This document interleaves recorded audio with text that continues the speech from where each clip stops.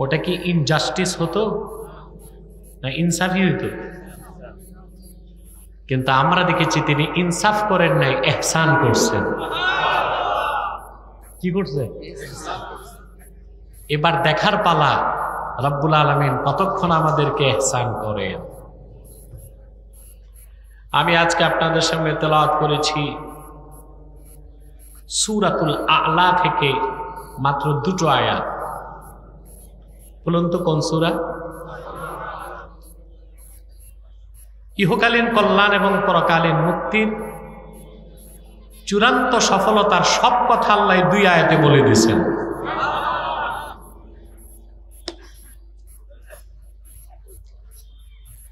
আমরা তা শুনবো ইনশাআল্লাহ।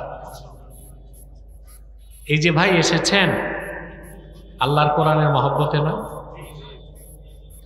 কোরআন শরীফের ইলম যার যত বেশি, আল্লাহর কাছে তার মর্যাদা তত বেশি। আবার বলছি, কোরআন কারীমের ইলম যার মধ্যে যত বেশি, আল্লাহর কাছে তার মর্যাদা তত বেশি।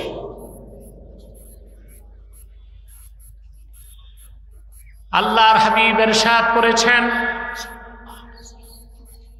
সাল্লাল্লাহু আলাইহি ওয়াসাল্লাম, আল মাহিরু বিল কুরআনি মা'আস সাফারাতিল কিরামিল বারারা।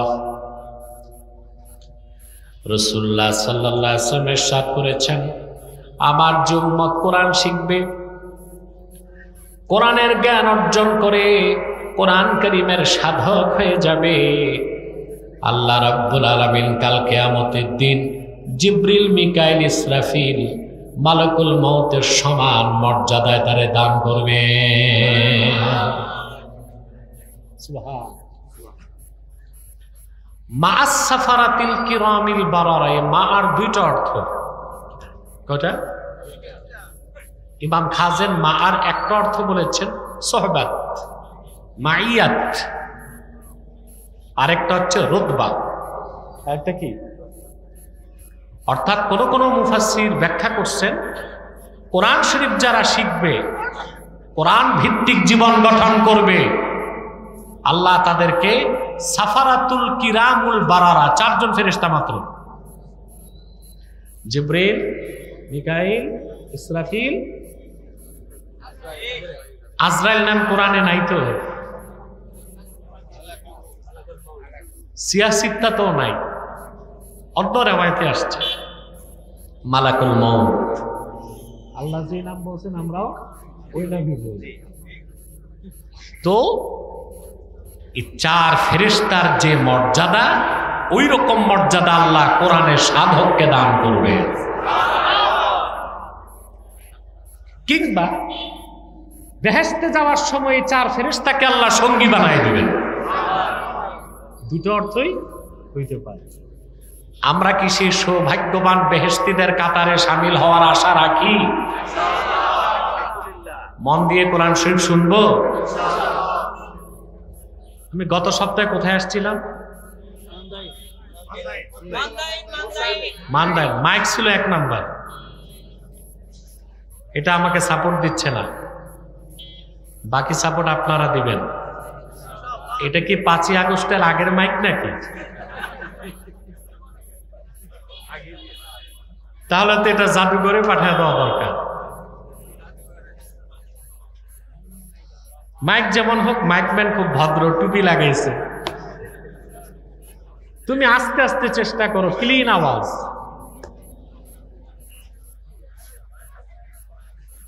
তা আমরা খুশি আছি। কিছুক্ষণ পরে আজকের মুনাজাত করে গুনাহ মাফ করে নিষ্পাপ বেহেশতি আল্লাহ আল্লাহ হয়ে বাড়ি যাওয়ার নিয়ত আছে? কার কার হাত তুলে রব্বুল আলামিনকে দেখান। আল্লাহ কবুল করুন, আল্লাহ মঞ্জুর করুন, বলুন আল্লাহুম্মা আমিন। আমার যে ভাইরা দাঁড়িয়ে আছেন, আপনাদের জন্য আমার কাছে একটা ঔষধ আছে, দিচ্ছি। এটা যদি কারো না লাগে ওষুধটা, আর ট্রিটমেন্ট নাই। আমাদের মাহফিলগুলোতে হিন্দুরাও আসে, অমুসলিমরাও আসে, তারা বসতে লজ্জা পায়। আমরা বসতে বলি না, যেমনি আছে থাক, ওই রকম অমুসলিম ছাড়া মুসলমান ভাই বন্ধু যারা আছেন আল্লাহর রাস্তে বসেন।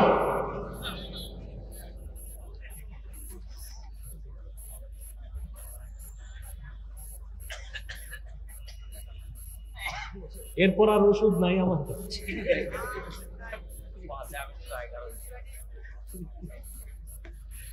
বসে যান।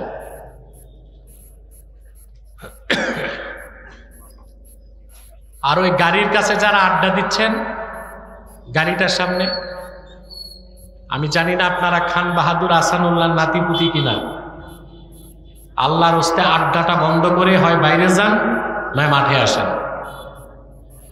মুফতি আজিজুল সাহেব কোথায়? স্বেচ্ছাসেবক পাঠান। আড্ডাবাজি চলবে না, হয় মাহফিলে বসতে হবে নয় পত্রপাঠ বিদায় দিতে হবে। আসুন তেলাওয়াতের মাধ্যমে আলোচনায় প্রবেশ করি। আউযু বিল্লাহি মিনাশ শাইতানির রাজীম। বিসমিল্লাহির রাহমানির রাহিম। قد أفلح من تزكى وذكر اسم ربه فصلى। আল্লাহ তাআলা বলেন قد أفلح من تزكى, নিশ্চিত সফলতা লাভ করলো সেই যে তার হৃদয়কে পবিত্র করল।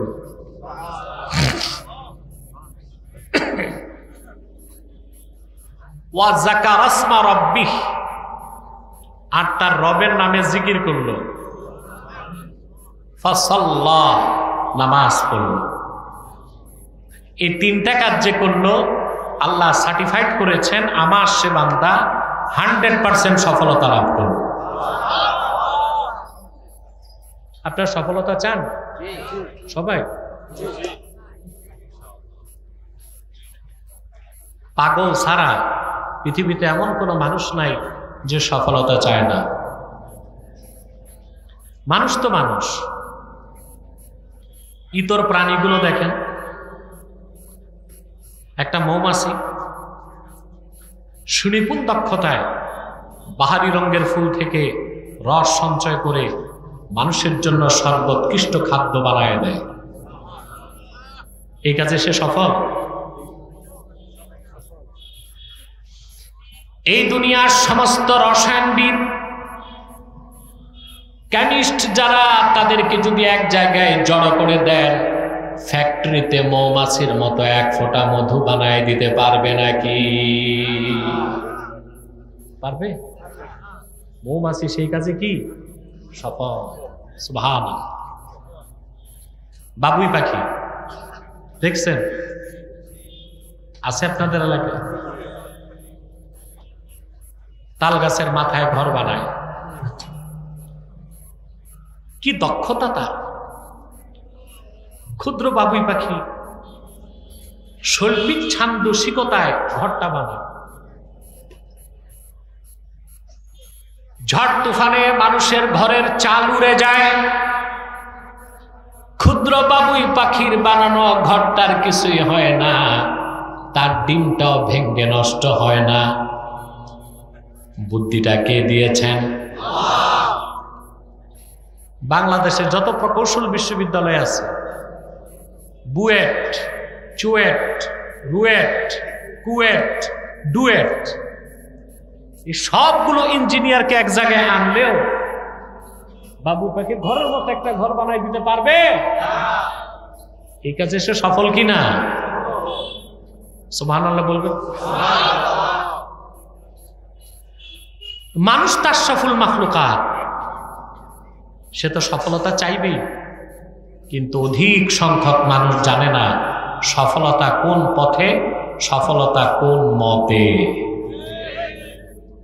কারণ সফলতা কোন পথে তা জানেন মানুষের যিনি স্রষ্টা, তিনি কে জানেন? আল্লাহ রাব্বুল আলামিন বলেন,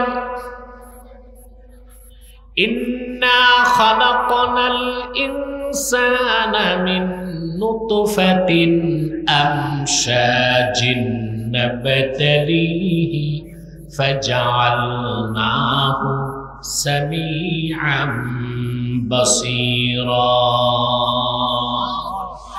ইন্না হাদাইনাহুস সাবিলা ইম্মা শাকিরান ওয়া ইম্মা কাফুরা।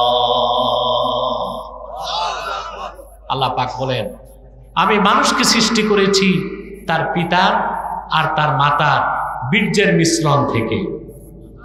তাকে আমি চক্ষুষ্মান করেছি, শ্রবণ শক্তি দিয়েছি, অতঃপর তাকে আমি পথ দেখায় দিয়েছি। কোনটা হেদায়েতের পথ, সফলতার পথ, কোনটা গুমরাহির পথ, ব্যর্থতার পথ। সেই সফলতার পথ সুস্পষ্ট করে দিয়েছে আল্লাহর কোরআন। অতএব সফলতা খুঁজবেন কোথায়? এই মহিলার কণ্ঠে না, পুরুষের কণ্ঠে বলতে হবে। সফলতার কথা বলে কে? আল্লাহ রাব্বুল আলামিন মানব জাতির ইহকালীন কল্যাণ, পরকালীন চূড়ান্ত মুক্তির জন্য চূড়ান্ত সফলতার কথা বলতে যে তিনি বলেন, قد أفلح من تزكى وذكر اسم ربه فصلى। নিশ্চিত সফলতা লাভ করলো সেই যে তার হৃদয়কে পবিত্র করলো, তার রবের নামে জিকির করলো, নামাজ আদায় করলো। সুবহানাল্লাহ। এখন হৃদয় পবিত্র করার অর্থ কি তা তো বুঝতে হবে। কথা বলুন। আমরা বলি ভদ্রলোক নামাজ পড়ে না, মনটা ভালো, বলে কিনা? আবার বলে লোকটা হিন্দু, মনটা খুব ভালো, খুব পরিষ্কার। আসলে মন যে ভালো কেমনে হয় তাই আমাদের জানা নাই, ঠিক কিনা? কদ আফলাহা মান তাযাক্কা, এখানে মনকে পবিত্র করার অর্থ কি? আমার নিজস্ব কোনো বক্তব্য দিব না, বিশ্ববরণ্য তিনজন মুফাসসিরের স্টেটমেন্ট আপনাদেরকে শোনাচ্ছি। আল্লামা হাফেজ জালালউদ্দিন সুয়ুতী রাহমাতুল্লাহি আলাইহি তিনি ব্যাখ্যা করেছেন, কদ আফলাহা মান তাযাক্কা আয় তাহহারা কলবাহু বিল ঈমান, সে ব্যক্তি সফল হলো যে ঈমানের নূর দিয়া তার অন্তরকে পবিত্র করলো। বলেন সুবহানাল্লাহ। কি দিয়ে? তাহলে ঈমান ছাড়া হৃদয় কখনো পবিত্র হতে পারে না। ঈমান লাগবেই। যার ঈমান নাই তার মন কখনো পবিত্র হতে পারে না। বাড়াইতে বলি না, স্পষ্টতা লাগবে। বাড়াইতে বলি না, পারলে আরো কমাও, কিন্তু ক্লিন আওয়াজ করো, পরিষ্কার আওয়াজ। বসেন, দাঁড়াইছেন কেন আপনার? এতবার বললাম, এত কঠিন কথা বললাম, এরপরও বসাইতে আপনাদের কষ্ট হয়, এটা কেমন কথা? আপনার তো এই অঞ্চলের মানুষ খুব সভ্য এবং ভদ্র এবং শিক্ষিত, আপনাদেরকে এক কথা এতবার বলবো কেন? সম্মানিত সুধী, তাহলে হৃদয় পবিত্র হয় কখন? একটু জোরে বলি। বিশ্ববরণ্য আরেকজন মুফাসসির আল্লামা হাফিজ ইবনে কাসির রাহমাতুল্লাহি আলাইহি তিনি আয়াতের ব্যাখ্যা করতে যে লেখেন, কদ আফলাহা মান তাযাক্কা আয় তাহহারা কলবাহু মিনাশ শিরকি ওয়াল কুফরি ওয়াদ দানাস, সে ব্যক্তি সফলতা লাভ করলো যে তার হৃদয়কে পবিত্র করলো শিরক থেকে, কুফর থেকে আর বাতিল আকীদা থেকে। বলেন সুবহানাল্লাহ। কয়জন মুফাসসিরের শুনলেন? এবার আরেকজন মুফাসসির, বিশ্ববরণ্য মুফাসসির ইমাম ফখরুদ্দিন রাজি তাফসীরুল কবীরে তিনি এই আয়াতের ব্যাখ্যা করতে যে অত্যন্ত সূক্ষ্ম আলোচনা করেছেন, তিনি বলেন ইন্না মারাতিবা আমালিল মুকাল্লাফি সালাসা, বান্দার আমলের তিনটা স্তর। তার প্রথমটাই হলো ইজালাতু আকাইদিল ফাসিদাতি মিনাল কলবে, ঈমান আনার মাধ্যমে বাতিল আকীদা হৃদয় থেকে দূর করে দেওয়া। বলেন সুবহানাল্লাহ। তিনজন বিশ্ববরণ্য মুফাসসিরের বক্তব্য এক, অর্থাৎ অন্তরে যখন ঈমান আসবে শিরক কুফর চলে যাবে, হৃদয় পবিত্র হয়ে যাবে। সুবহানাল্লাহ বলেন। আর অন্তরে যখন ঈমান থাকবে না, শিরক কুফর থাকবে, হৃদয় কি অপবিত্র। মনে রাখবেন, মুসলমান মানুষের দেহের মূল হচ্ছে অন্তর। যার অন্তর পবিত্র হয়ে যাবে সেই ব্যক্তি পবিত্র হয়ে যাবে, যার অন্তর নাপাক থাকবে ব্যক্তিটাও নাপাক থাকবে। সেজন্য আল্লাহ তাআলা মুশরিকদের ব্যাপারে বলেছেন ইন্নামাল মুশরিকুনা নাজাস, কাফেরেরা মুশরিকেরা নাপাক। এটা কোন অর্থে নাপাক? তাদের অন্তরে শিরক কুফর থাকার কারণে তাদের অন্তর নাপাক, ব্যক্তিটাও নাপাক। কিন্তু যারা মুমিন মুসলমান, ঈমানের নূর দিয়ে অন্তরকে মুনাওয়ার করেছে, তার হৃদয়টা পাক, তাদের হৃদয় পবিত্র, আমার আল্লাহর কাছে দুনিয়ার আখেরাতে তারা পবিত্র হয়ে যায়। দেহের মূল কি? জোরে বলেন। 2020 সাল পর্যন্ত বিজ্ঞান বলেছে, science, medical science, vital organ of human body is brain. মানুষের দেহের সবচেয়ে জরুরি মৌলিক অঙ্গ কি? মাথা। 2023 সালে এসে তারা বলতেছে যে না, vital organ of human body is heart. মানুষের দেহের সবচেয়ে মূল অঙ্গ হচ্ছে তার হৃৎপিণ্ড। এটা কি বিজ্ঞান বলছে এখন নতুন করে, না আল্লাহর হাবিব বলেছেন 1500 বছর আগে? সুবহানাল্লাহ। সেজন্যই নাস্তিকদেরকে বলি, তোমাদের ঠুনকো বিজ্ঞান দিয়া কোরআন হাদিসকে যাচাই করা যায় না, কোরআন হাদিস দিয়া বিজ্ঞানকে যাচাই করা যায়। কারণ কোরআন আর হাদিস হচ্ছে আনলিমিটেড অসীম, তোমাদের বিজ্ঞান হচ্ছে লিমিটেড সসীম। কখনো সসীম দিয়া অসীমকে মাপা যায় না, প্রয়োজনে অসীম দিয়া সসীমকে মাপ দেওয়া যায়। ঠিক না? বিজ্ঞান 2020 সাল পর্যন্ত বলেছে মানুষের দেহের সবচেয়ে মৌলিক অঙ্গ কি, আর এখন বলতেছি কি? অথচ আল্লাহর হাবিব সাল্লাল্লাহু আলাইহি সাল্লাম 1500 বছর আগে ঘোষণা করেছেন। সহিহ বুখারীর হাদিস, আল্লাহর হাবিব সাল্লাল্লাহু আলাইহি সাল্লাম ইরশাদ করেছেন, আলা ওয়া ইন্না ফিল জাসাদি মুদগাহ ইদা সালাহাত সালাহাল জাসাদু কুল্লুহু ওয়া ইদা ফাসাদাত ফাসাদাল জাসাদু কুল্লুহু আলা ওয়া হিয়াল কলব। সাবধান, জেনে রেখো, মানুষের দেহের মধ্যে একটি গোশতের টুকরা আছে, সুবহানাল্লাহ, সেটা যখন ভালো হয়ে যায় পুরা মানুষটা ভালো হয়ে যায়, সেটা যখন খারাপ হয়ে যায় পুরা মানুষটা খারাপ হয়ে যায়। আল্লাহর হাবিব সাল্লাল্লাহু আলাইহি ওয়াসাল্লাম 1500 বছর আগে ঘোষণা করলেন মানুষের দেহের মূল হচ্ছে তার হৃৎপিণ্ড, তার হার্ট, তার কল্প। 1500 বছর পরে বিজ্ঞান নতমস্তকে তা বিশ্বাস করে নিয়েছে। করছে না? কথা বোঝা যাচ্ছে? প্রিয় ভাইরা, আসলেই বিজ্ঞান দেখেছে হার্ট হচ্ছে আসল।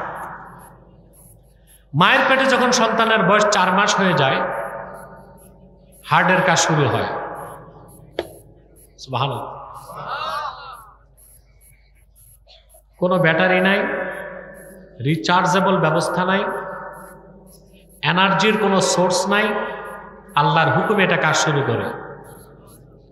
সিস্টল অ্যান্ড ডায়াস্টল, সংকোচন সম্প্রসারণ, মিনিটে ৭২ বার। কতবার? সুবহানাল্লাহ।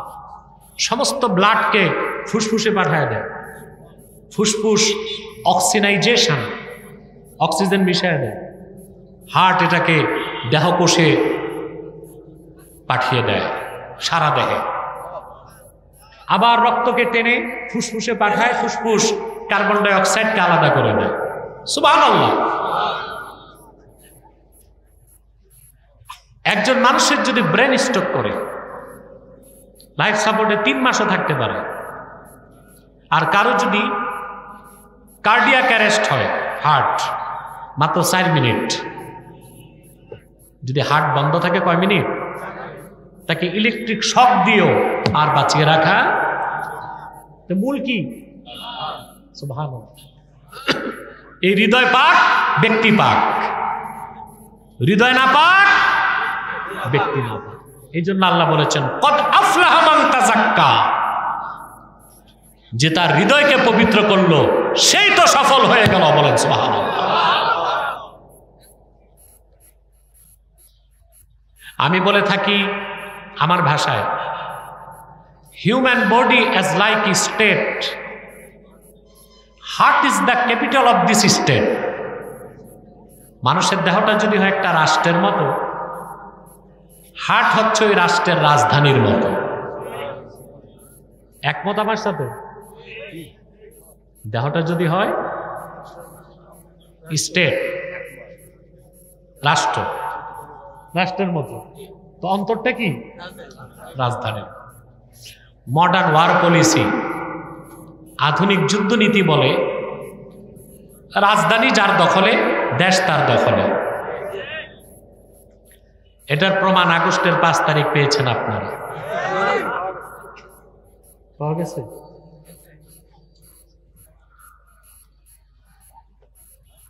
ষোলো বছর কত মাইর খাইলেন, হরতাল পিকেটিং কাজ হয় নাই। যেদিন রাজধানী দখল, দেশও। একই অবস্থা আমরা দেখছি সিরিয়াতে, দামেস্কে। হায়া তাহরির আর শামের নেতৃত্বে একদল মর্দে মুজাহিদ যখন মার্চ করেছে, 12 দিনের মাথায় দামেস্ক দখল হয়েছে, আর স্বৈরাচার বাশার আল আসাদ দেশ ছেড়ে রাশিয়া পালাইছে। তা রাজধানী যা,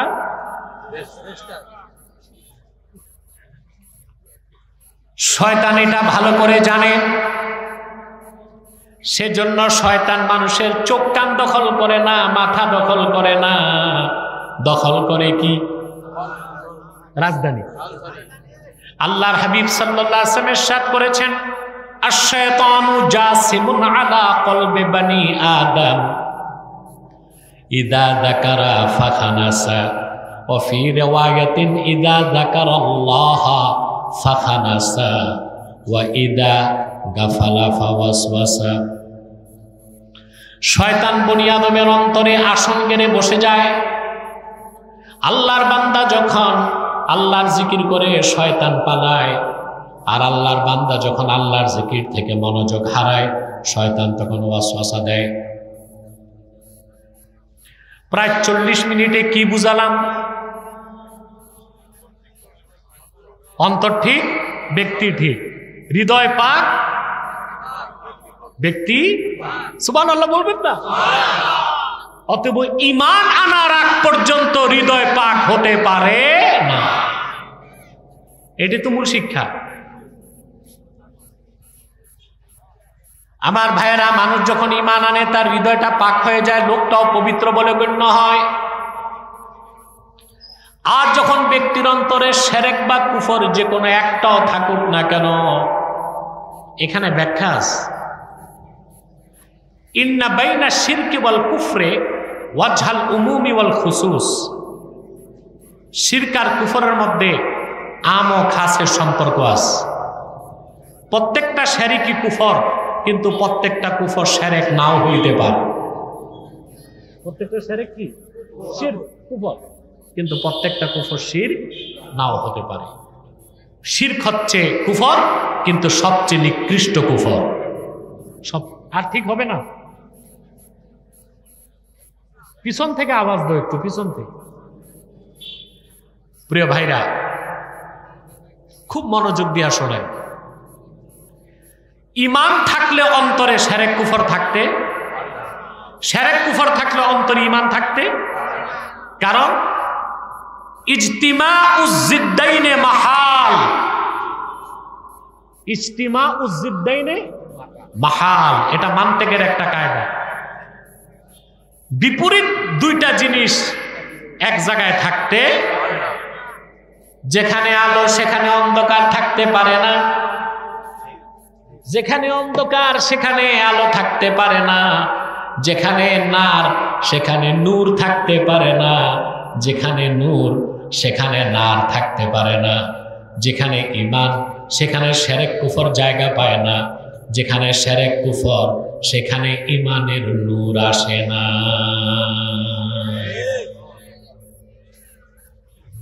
প্রিয় ভাইরা, ঈমান আনলেন, হৃদয় পাক, ব্যক্তিও পাক। একটা কথা বলবো, নিতে পারবেন? প্রথম প্রথম কিন্তু বুঝবেন না, আমারে ভুল বুঝবেন। কাফের মুশরিক কখনোই পবিত্র হতে পারে না, আর উম্মতে মুহাম্মাদীর ঈমানদার কখনোই নাপাক হইতে পারে না।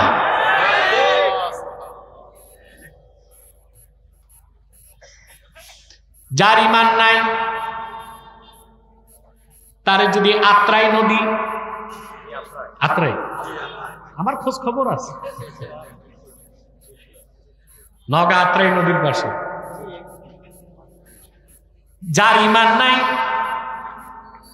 তারে যদি আত্রাই নদীতে লাখ সাবান দিয়া 70 বার গোসল দেন, তারপরও সে নাজাস,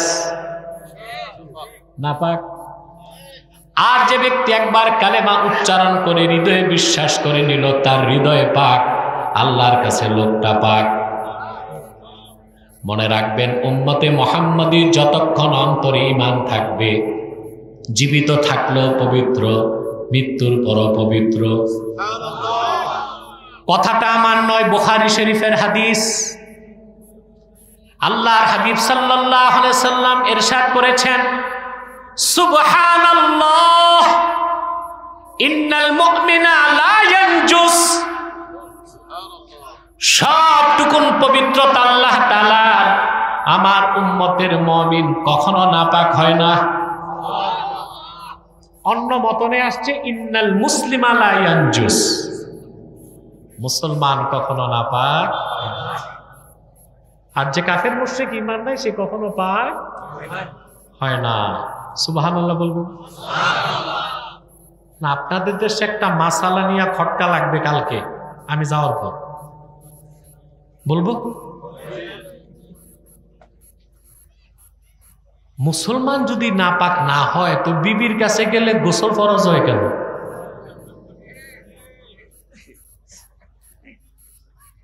আমরা তো এটাই মনে করি যে স্ত্রী সহবাসের কারণে নাপাক হয়ে গেছে, এর জন্য গোসল কি ভুল। আপনি যদি এক রাতে 70 বারও বিবির কাছে যান, আপনার উপর গোসল ফরজ হবে, আপনি নাপাক হবেন না। গোসল ফরজ হলে তাকে বলা হয় জুনুব। জুনুব অর্থ নাপাক, নাজাস অর্থ নাপাক, ঠিক কিনা?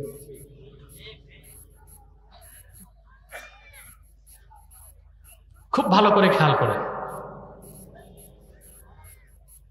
স্ত্রীর কাছে গেলে আপনি জুনুব। জুনুব কাকে বলে? ফাআম্মাল জুনুব ফাহুয়াল্লাযী ওয়াজাবা আলাইহি গুসলুল জানাবা।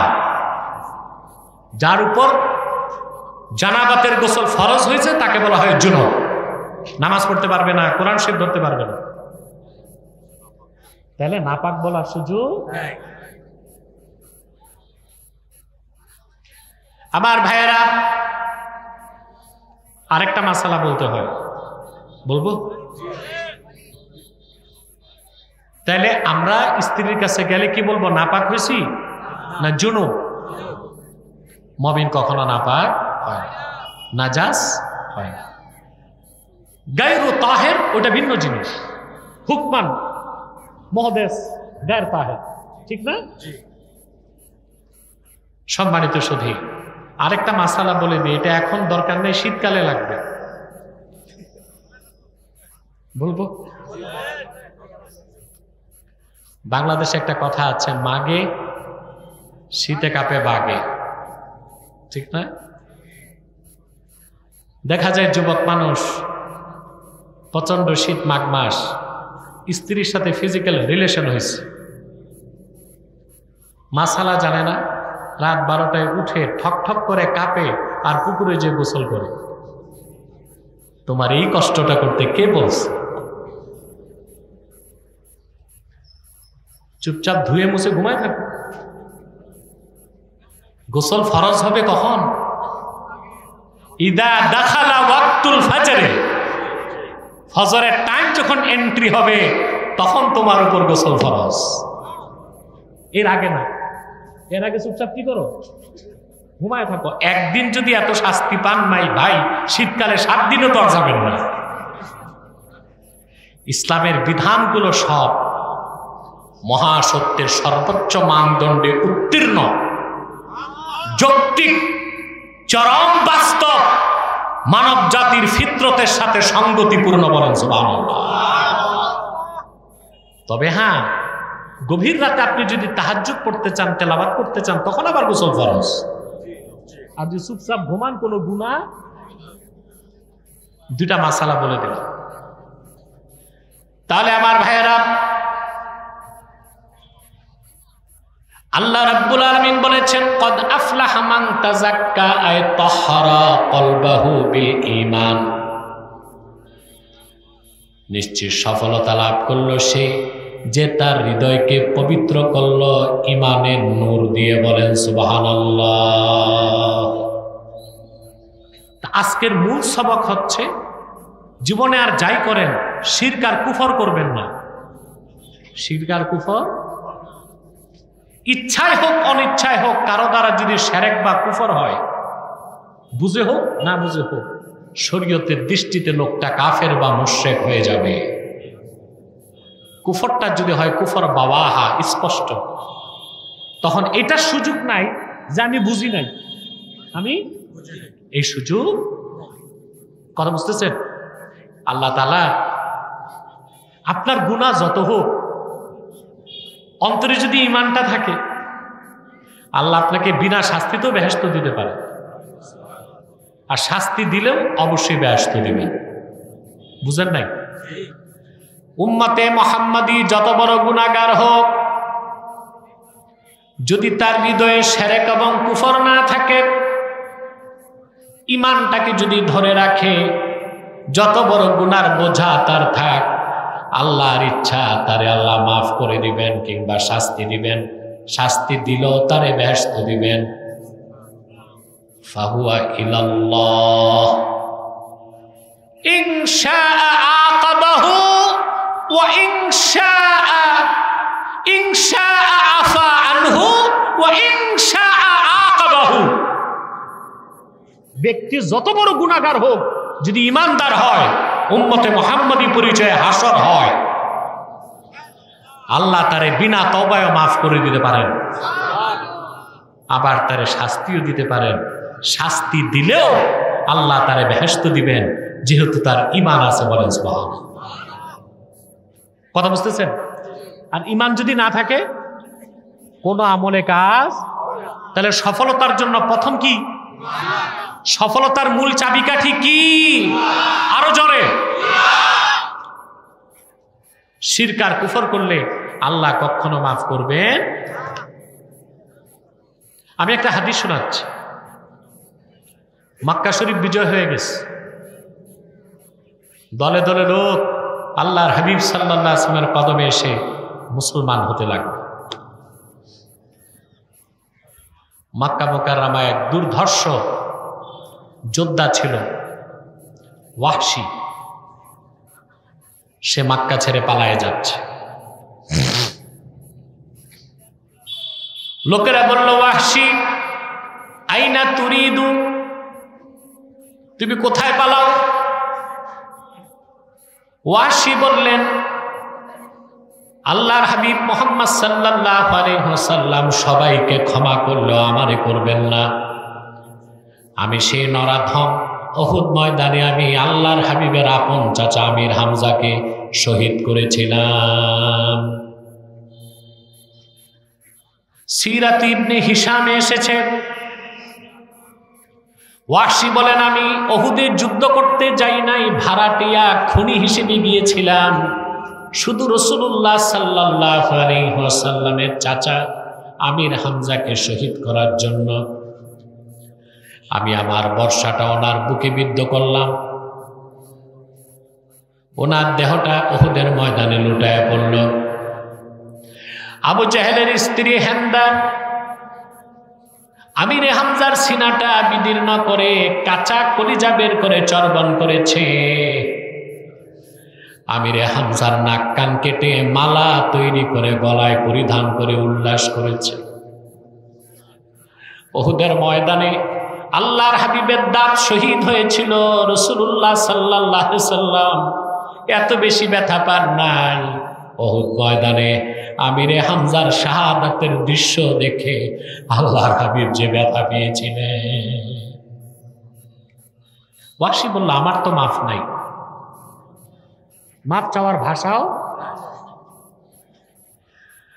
লোকেরা বলল, রে ওয়াহশী, একটিবার রাহমাতুল লিল আলামিনের কদমে চলে যাও, মুহূর্তে তোমার মতো পাপীরে তিনি ক্ষমা করে দিতে পারেন। ওয়াহশী বলেন, ভয় আর শঙ্কা নিয়া আল্লাহর হাবিবের কদমের সামনে দাঁড়ায় গেলাম। নূর নবীজি ডাক দিয়ে বললেন, কে হে তুমি? আমি বললাম, আমার নাম ওয়াহশী। কোন ওয়াহশী? আপনার চাচার হত্যাকারী। কেন এসেছ?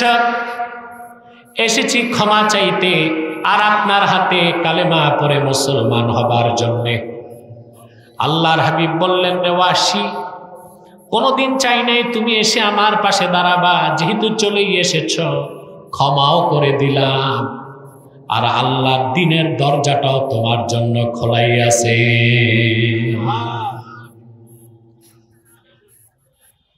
ওয়াহশী বললেন, সুযোগ পেয়ে, মাপ তো পেয়ে গেছেন, বুঝতেছেন?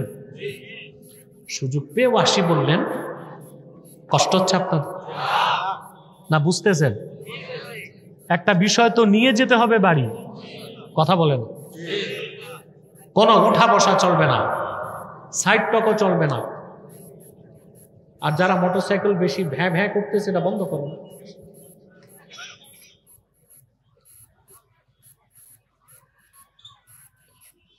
ওয়াহশী সুযোগ পেয়ে বললেন, ইয়া রাসূলুল্লাহ সাল্লাল্লাহু আলাইহি সাল্লাম, লা উসলিমু হাত্তা আসমা কালাম আল্লাহ।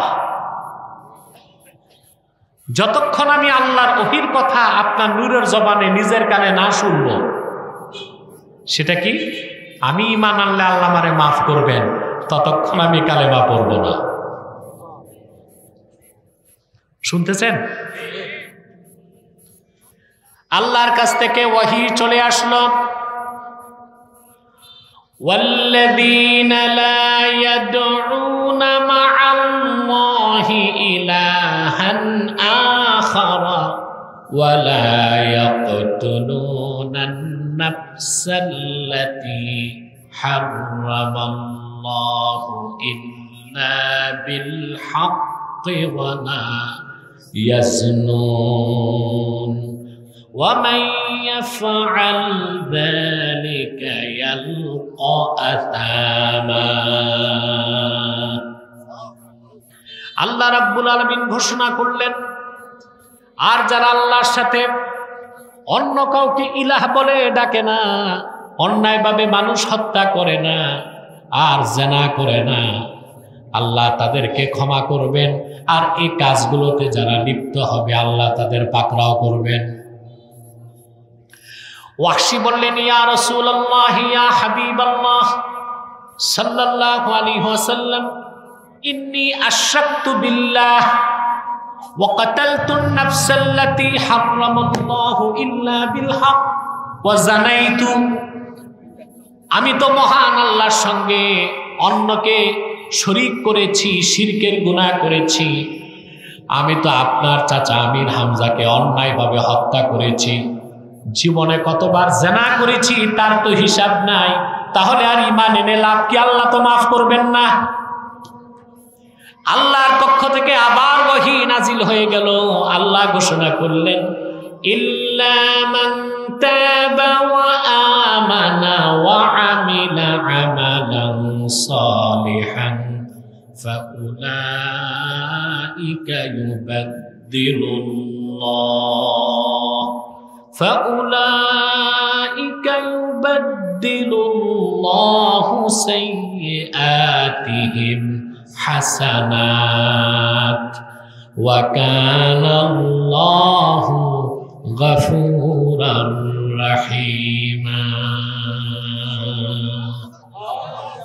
আল্লাহ তাআলা ঘোষণা করলেন, প্রিয় হাবিব মুহাম্মদ সাল্লাল্লাহু আলাইহি ওয়াসাল্লাম ওয়াহশীকে জানায় দেন তার জন্য হুকুমটা খাস, বাকি উম্মতের জন্য আম। বান্দাদের মধ্যে যারাই শিরক করুক, কুফর করুক, তাদের মধ্যে যারা তওবা করবে, ঈমান আনবে, নেক আমল করবে, আল্লাহ তাদের জিন্দেগীর সব গুনাহগুলোকে সওয়াবের দ্বারা বদল করে দিবে। ওয়াহশী বললেন, ইয়া রাসূলুল্লাহ সাল্লাল্লাহু আলাইহি ওয়াসাল্লাম, ইন্নী আরা ফীহি শারতান ফাহুয়াল আমালুস সালিহ। আল্লাহ তো একটা শর্ত দিয়েছেন, শুধু ঈমান আনলে হবে না, নেক আমল করতে হবে। আমি ঈমান আনবো, মুসলমান হব, নেক আমল করতে পারবো কিনা এই ভরসা আমার নাই।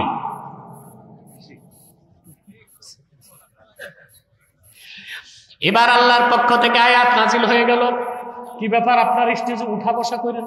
আল্লাহ রাসূল আর কয়েক মিনিট আছে, ডিস্টার্ব করবেন না। কি বলেন? আজকে মাইকে বড় ডিস্টার্ব। আল্লাহ করিম। ওয়াহশী বললেন, আল্লাহর পক্ষ থেকে আবার আয়াত নাজিল হয়ে গেল। আল্লাহ রাব্বুল আলামিন ঘোষণা করলেন, ইন্নাল্লাহা লা ইয়াগফিরু আন ইউশরাকা বিহি ওয়া ইয়াগফিরু মা দুনা যালিকা লিমান ইয়াশা। নিশ্চয় আল্লাহ রাব্বুল আলামিন শিরকের গুনাহ, কুফরের গুনাহ মাফ করবেন না। এছাড়া বান্দা যত বড় গুনাহ করুক, আল্লাহ যাকে ইচ্ছা তারে ক্ষমা করে দিবেন। ওয়াহশী বললেন, ইয়া রাসূলুল্লাহ, ইয়া হাবিবাল্লাহ সাল্লাল্লাহু আলাইহি ওয়াসাল্লাম, এখনো আমি ঈমান আনতে পারতেছি না। আল্লাহ বলেছেন, ইয়াগফিরু লিমান ইয়াশা, যারে চান তারে মাফ করবেন, আমারে যদি না চান। ও মিয়া সাহেব, কবরস্থানে আছো? সুবহানাল্লাহ। আরে আল্লাহর হাবিবের সাহাবীগণ আল্লাহর কাছ থেকে বেহেশত লেখায় নিছেন। এই জন্য আহলুস সুন্নাহ ওয়াল জামাতের আকীদাতুন মুস্তাহকামাতুন সাবিতাতুন বিনুসুসিল কুরআনি ওয়াস সুন্নাহ ওয়া বিইজমাইল উম্মাহ। সাহাবায়ে কেরাম সত্যের মানদণ্ড, সত্য ন্যায়পরায়ণতার মানদণ্ড। সুবহানাল্লাহ। এটা নস্সে কোরআন, নস্সে হাদিস, ইজমা। এর ব্যতিক্রম গেলে আপনি ডেসপারেট হয়ে যাবেন। এই দিকে যেন আমাদের খেয়াল থাকে। কথা বুঝতে পারছেন না? ওয়াহশী বললেন, আল্লাহ বলছেন যারে খুশি তারে মাফ করবেন, আমারে যদি না করেন। এবার চলে আসলো চূড়ান্ত ঘোষণা, কুল ইয়া ইবাদিয়াল্লাযীনা আসরাফু আলা আনফুসিহিম লা তাকনাতু মির রাহমাতিল্লাহ ইন্নাল্লাহা ইয়াগফিরুদ যুনুবা জামিআ ইন্নাহু হুয়াল গফুরুর রহিম।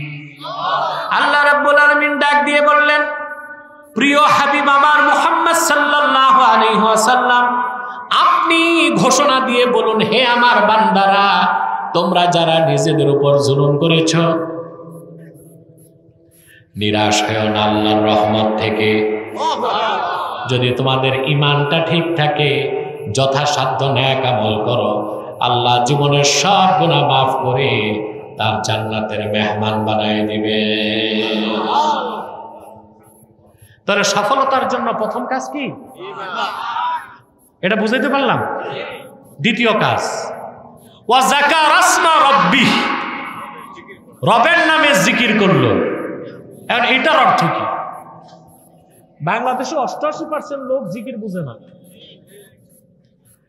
পীরের সবক পালন করে, সকালে 10 মিনিট জিকির করে, সন্ধ্যায় 10 মিনিট জিকির করে, সারাদিন সুদ খায়, ঘুষ খায়,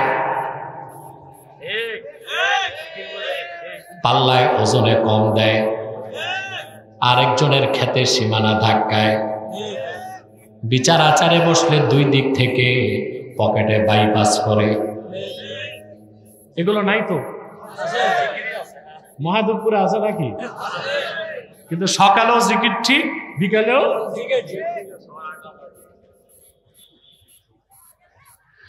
মৌখিক জিকির অস্বীকারের সুযোগ নাই।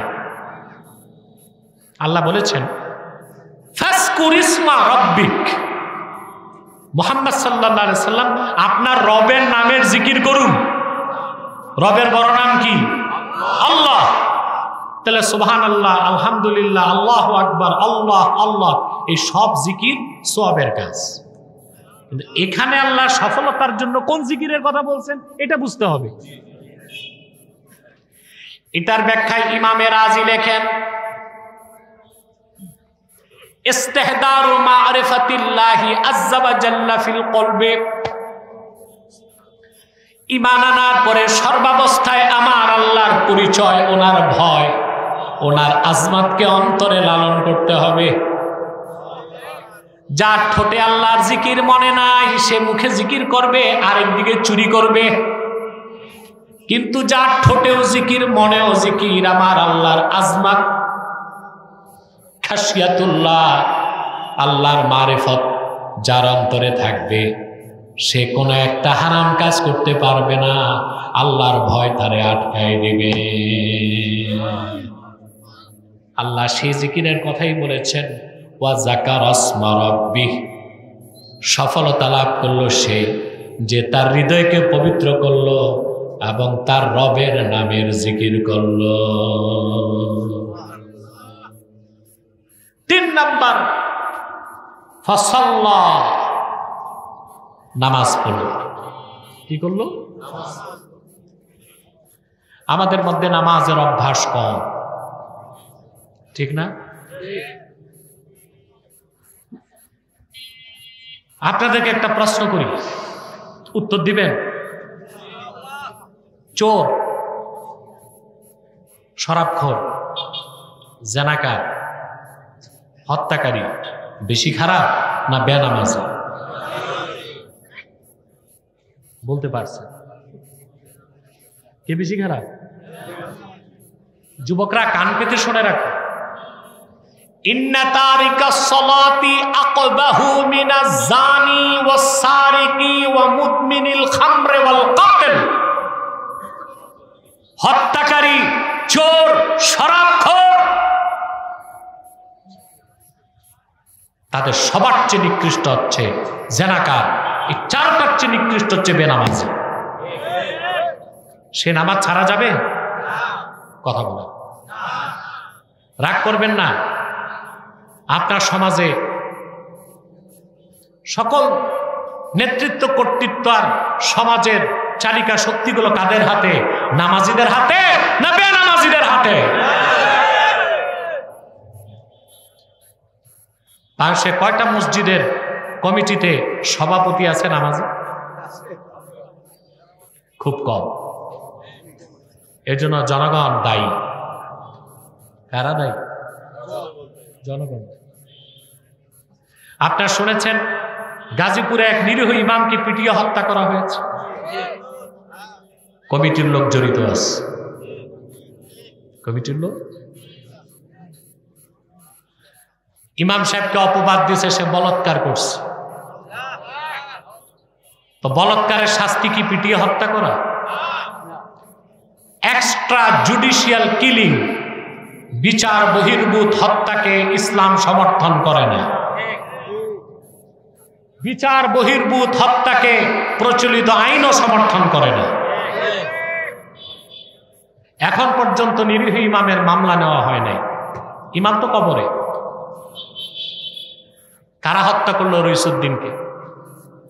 কেন তাদের গ্রেফতার করা হচ্ছে না? কেন মামলা নেওয়া হচ্ছে না? বাংলাদেশে ইমাম সাহেবদের মূল্য নাই? আমি এই ময়দান থেকে সরকারকে বলছি, ইমামকে যারা পিটিয়ে হত্যা করেছে জড়িত প্রত্যেককে গ্রেফতার করে আইনের আওতায় আনতে হবে, নতুবা তার চড়া মূল্য গভর্নমেন্টকে দিতে হবে। ইমামের দোষ দিলেই হলো বলাৎকার করছে, সাক্ষী লাগবে না? কথা বলেন, লাগবে না সাক্ষী? জনগণ আইন হাতে তুললো কেমন করে? মেনে নিলাম বলাৎকার করছে। ইমাম আজম আবু হানিফার মতে ফাইল মাফউল লাতি, সমকামীকে ইমাম আজমের মতে হত্যা করা যাবে না, তাজির করতে হবে। বিচারক শাস্তি নির্ধারণ করবে, সেই শাস্তি তাকে পেতে হবে। মৃত্যুদণ্ড দিতে হলো কি মানুষ দিবে না রাষ্ট্র দিবে? এই যে এক্সট্রা জুডিশিয়াল কিলিং, বিচার বহির্ভূত হত্যাকাণ্ড, এটাকে সমর্থন করার সুযোগ। এই ইমাম হত্যার বিচার আমরা চাই এবং দৃষ্টান্তমূলক শাস্তি চাই। যারা জড়িত সবার শাস্তি চাই। আপনারা কি চান? মসজিদ কমিটিগুলোতে নামাজি লোকের অভাব। যে এক ওয়াক্ত নামাজ পড়ে না, পয়সা আছে, এরে দেয় সভাপতি। রাজনৈতিক দলের নেতা, এরে দেয় সেক্রেটারি। তো যে মসজিদের সভাপতি কমিটিতে সুদখোর আর সেক্রেটারি ঘুষখোর, ওই মসজিদের ইমামের চেয়ে বড় এতিমার আছে কি? আছে? ইমাম সুদের বিরুদ্ধে কথা বলতে পারবে? এগুলো ওনার হাতে বিসমিল্লাহ লেখা আছে, হাতে উপরে দেন। এটা মানেন ভাই? যে মসজিদের ইমাম সাহেব সভাপতি সুদ খায়, সেক্রেটারি ঘুষ খায়, ওই মসজিদের ইমাম সাহেব সুদের বিরুদ্ধে ওয়াজ করতে পারবে? ঘুষের বিরুদ্ধে, শিরকের বিরুদ্ধে, কুফরের বিরুদ্ধে, তাগুতের বিরুদ্ধে পারবে না তো। সংস্কার আপনাদের হাতে, সিদ্ধান্ত নেন। আপনি কোন একটা দল তো করেন, কথা বলেন। কেউ যদি বলে আমি কোনো রাজনীতি করি না, তার চেয়ে বড় ভণ্ড আর কেউ নাই। এটা কেমন সম্ভব? এটা সম্ভব না তো। আপনি কোনো না কোনো রাজনৈতিক দলের সাথে আছেন। আরে ভাই, পানি ছাড়া মাছ বাঁচে, বাতাস ছাড়া মানুষ। অ্যারিস্টটল তার বইতে লিখে গেছে, দুইটা জাতি রাজনীতির বাইরে থাকবে, রাজনীতি করতে পারে না। কয়টা জাতি? সে তো ছিল গ্রিক দার্শনিক পৌত্তলিক মূর্তি পূজারী। সে বলছে এক দেবদেবী আরেক পশু পাখি। এখন অ্যারিস্টটলের কথায় তো সেরেক আছে। দেবদেবী, দেবদেবী বলতে তো কিছু নাই। আপনাদের এটা নাম দিচ্ছেন মহাদেব করে, নাম বদলানো দরকার। দেবদেবী বলতে কিছু নাই। বড় দেব নেই, ছোট দেব নেই, সব কাল্পনিক, মানুষের কল্পনা। কথা বুঝতেছে তো? বলছিলাম অ্যারিস্টটল বলছে এক দেবদেবী আর এক পশু পাখি, এই দুইটা জাত রাজনীতি করতে পারে না। আমি এটাকে মডিফাই করছি। আমি বলি রাজনীতি থেকে দূরে থাকতে পারে দুইটা দল, ফেরেশতা আর পশু পাখি। এখন আলেম ওলামা পীর মাশায়েখ কোন কাতারে? কথা বলেন। ফেরেশতাও না, পশু পাখিও না, তো রাজনীতি থেকে ডিসটাচ, দূরে থাকে কেমনে? কথাটা কেন বললাম? অবশ্যই আপনি কোনো না কোনো রাজনৈতিক দলকে সাপোর্ট করেন, আমি একটা সংস্কার দিয়া যে এটা ডক্টর ইউনূস দিবে না, আমি নেই। আপনি যে দলই করুন না কেন, প্রত্যেক দলে কিছু নামাজি ভালো মানুষ আছে, নাই? তা আপনি আপনার দলে যাকে ভোট দিবেন প্রথমে দেখবেন তার ঈমান আছে কিনা, শিরক কুফর মুক্ত কিনা। 2 নাম্বার দেখবেন কামাই রোজগার হালাল কিনা। 3 নাম্বার দেখবেন অন্তত নামাজ পড়ে কিনা। যদি এভাবে আপনারা ভোটাররা চিন্তা করেন, বাংলাদেশ ইসলামী সোসাইটিতে পরিণত হয়ে যাবে। আগামী প্রজন্ম বাংলাদেশকে ইসলামী রাষ্ট্র বানায় দিতে পারবে। ইসলামী রাষ্ট্রের আগে ইসলামী সমাজ। রাষ্ট্রবিজ্ঞান কি বলে জানেন? আমি জানি না রাষ্ট্রবিজ্ঞানের ছাত্র আছে কিনা। রাষ্ট্রবিজ্ঞান বলে society is great than state. রাষ্ট্র থেকে সমাজ বড়। আমরা যদি সকল মাসলাকের মুসলমান ইমানদার আর নামাজিদেরকে নেতৃত্ব দিয়ে দেয়, বাংলাদেশ ইসলামী সমাজ হয়ে যাবে। আগামী প্রজন্ম ইসলামী রাষ্ট্র পাবে ইনশাআল্লাহ। পারবো না ইনশাআল্লাহ? তা নামাজ পড়বেন? কথা বলে না। প্রথম হচ্ছে হৃদয় পাক, রবের নামে জিকির, 5 ওয়াক্ত নামাজ। এই কয়টা কাজ করবো না আমরা ইনশাআল্লাহ? বলেন না ভাই, করবো তো ইনশাআল্লাহ। আমি দেখতে চাই কে কে নামাজ পড়বেন 5 ওয়াক্ত নামাজ, হাত তুলে দেখেন। হাত লম্বা করেন, মানে ইয়া আল্লাহ ওয়াদা করছি আজ থেকে 5 ওয়াক্ত নামাজ জামাতের সাথে আদা করব। যদি শয়তানের প্ররোচনায় নামাজ ছুটে যায়, তাৎক্ষণিক তওবা করে কাজা হিসেবে নামাজ আদায় করব। হাত নামান।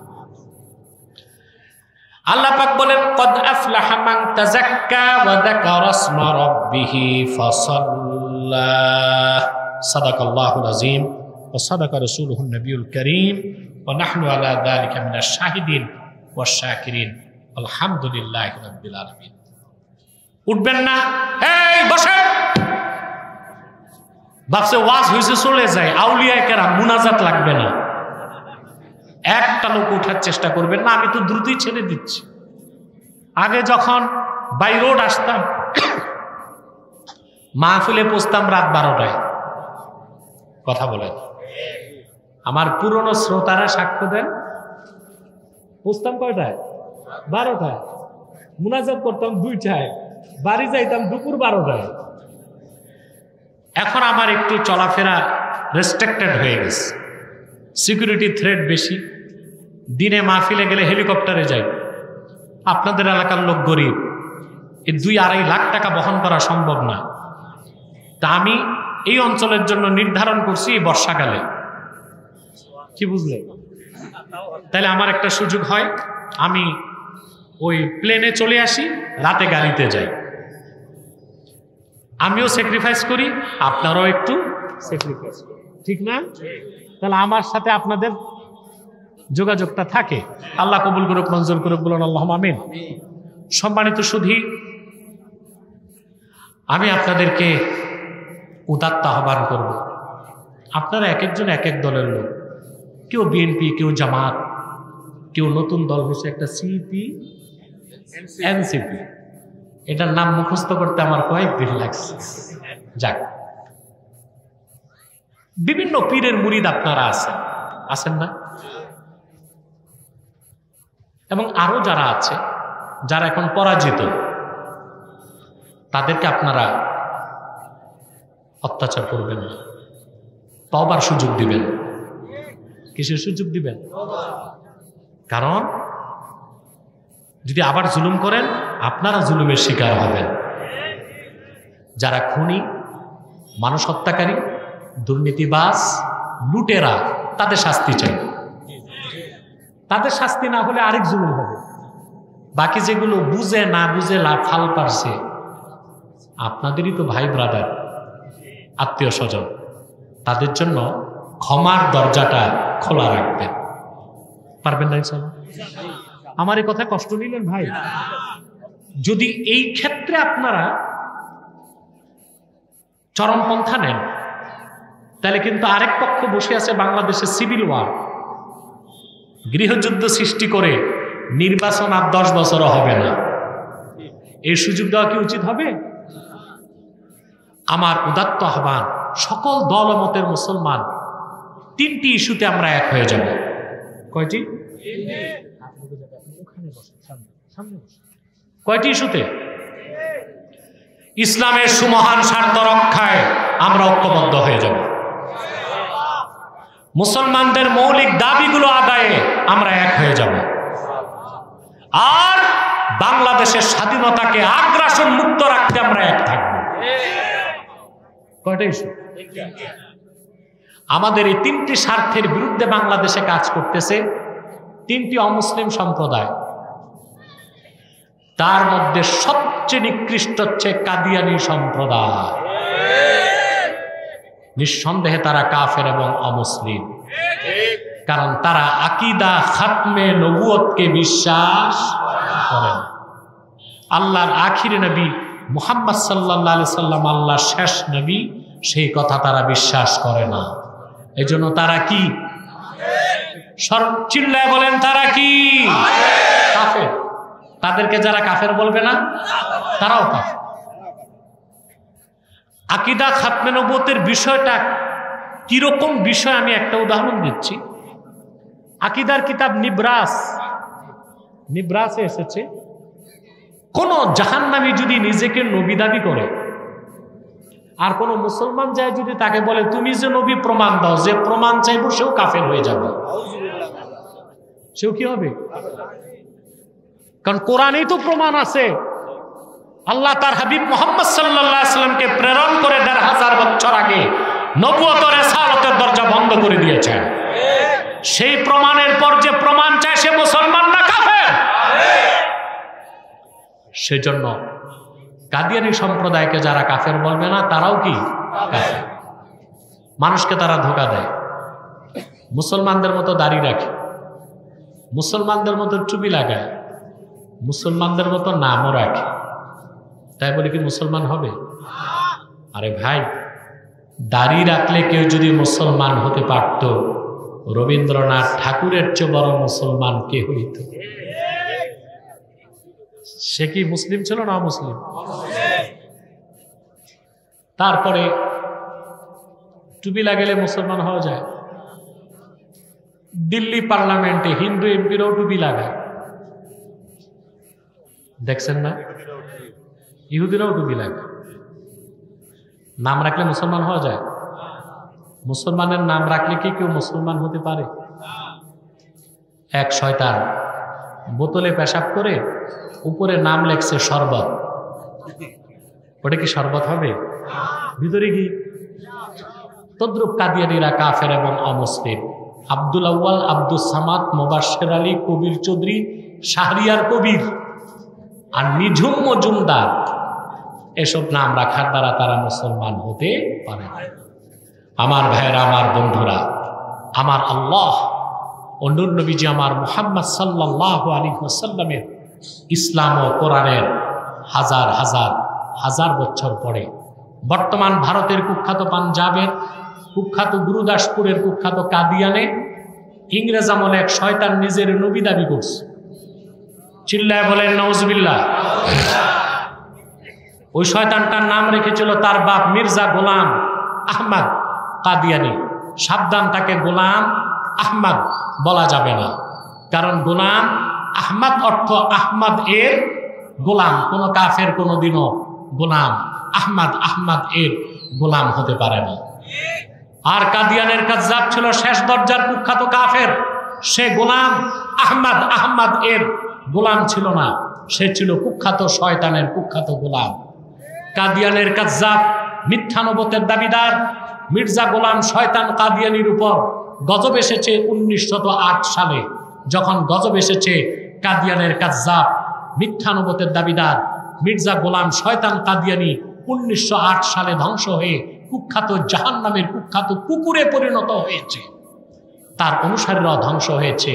বর্তমানে কিছু কাদিয়ানি বাংলাদেশে আছে। এই পর্যন্ত তারা 100 আস্তানা করে ফেলছে। কতগুলো? 100 আস্তানা। উপাসনালয়কে বলে মসজিদ। তাদের উপাসনালয়কে মসজিদ বলা যাবে? মুসলমানদের দাবি হচ্ছে তারা অমুসলিম পরিচয়ে থাকলে থাকতে পারে, কিন্তু মুসলিম পরিচয় দিয়ে অন্যকে ধোঁকা দিবে এইটা হতে পারে। এই সুযোগ দেওয়া কথা বুঝতেছেন? হিন্দুদের উপাসনালয় মন্দির, খ্রিস্টানদেরটা গির্জা, বৌদ্ধদেরটা প্যাগোডা, কাদিয়ানীরা তো তাদের চেয়ে বড় কাফের, তাদেরটা মসজিদ হতে পারে না, ওইটা একটা শয়তানি আস্তানা। নাম পরিবর্তন করে করে তারা মিথ্যা পরিচয় দেয়। কখনো নিজেদের পরিচয় দেয় আহমদি জামাত, কখনো বলে আহমদিয়া জামাত, কখনো বলে আহমদি সম্প্রদায়, কখনো বলে আহমদিয়া সম্প্রদায়, কখনো বলে আহমদি মুসলিম জামাত, কখনো বলে আহমদিয়া মুসলিম জামাত। সাবধান, যত কাদিয়ানি ছিল আছে থাকবে, তারা কেউ আহমদি জামাত নয়, আহমদিয়া জামাত নয়, আহমদি সম্প্রদায় নয়, আহমদিয়া সম্প্রদায় নয়, আহমদি মুসলিম জামাত নয়, আহমদিয়া মুসলিম জামাত নয়, তারা শয়তানি জামাত, কুখ্যাত জাহান্নামের কুখ্যাত কুকুরের দল। আমাদের সকল দলের একটাই দাবি, অনতিবিলম্বে স্বাধীন বাংলায় শয়তান কাদিয়ানীদেরকে রাষ্ট্রীয়ভাবে অমুসলিম ঘোষণা করতেই হবে, করতেই হবে, করতেই হবে। এই দাবি আদায় যদি তাহরিকে খাতমে নবুয়ত বাংলাদেশের ব্যানারে জান ও মাল দেবার ডাক আসে, কারা কারা প্রস্তুত আছেন হাত তুলে দেখেন।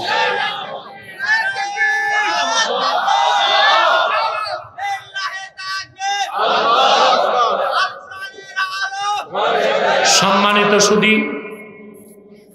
তার মানে মানুষকে খ্রিস্টান বানানোর পর বলে তোমার পরিচয় কি, বলে মুসলমান। বলে কি মুসলমান? ঈসাই মুসলমান। তার মানে তুমি ঈসার উম্মত মুসলমান। ঈসার উম্মত কি মুসলমান না খ্রিস্টান? তারা এই কাজ করে যাচ্ছে। এই আপনাদের বীরগঞ্জ, দিনাজপুর এই এলাকায় ব্যাপক তারা কাজ করে যাচ্ছে। ওইদিকে কক্সবাজার, ডুলা হাজরা, জামালপুর, শেরপুর এসব জায়গায় তারা কাজ করে যাচ্ছে। তাদের একটা মাস্টার প্ল্যান হচ্ছে বাংলাদেশের একটা অংশকে আলাদা করে একটা খ্রিস্টান রাষ্ট্র বানাবে। আপনার যদি ঐক্যবদ্ধ না হন, তা দেশ স্বাধীনতাও হারাইতে পারে। তাদের ব্যাপারে সচেতন থাকবেন, পারবেন তো ইনশাল্লাহ। তৃতীয় আরেকটা ফিতনা মাথা চারা দিছে হিজবুত তাওহীদ, মারাত্মক ফিতনা। এটার পয়সা আসে সরাসরি ইসরায়েল থেকে। ইসলামের পরিভাষাগুলোকে চেঞ্জ করে দিতে চায়। ইমাম বলে না, বলে এমাম। কিতাব বলে না, কেতাব। ইসলামকে বলে ইসলাম। কত মারাত্মক! আমাদের পরিভাষাকে বদলাতে চায়। এটা বুঝতেছেন না কত বড় শত্রু? তারা বলে দাজ্জাল বলতে কিছু নেই, আমেরিকাই দাজ্জাল। এটা কেন বলে জানেন? দাজ্জালকে হত্যা করতে কে নামবে? ঈসা রুহুল্লাহ, ঠিক না? তবে তখন তার পরিচয় নবী হবে না, উম্মত।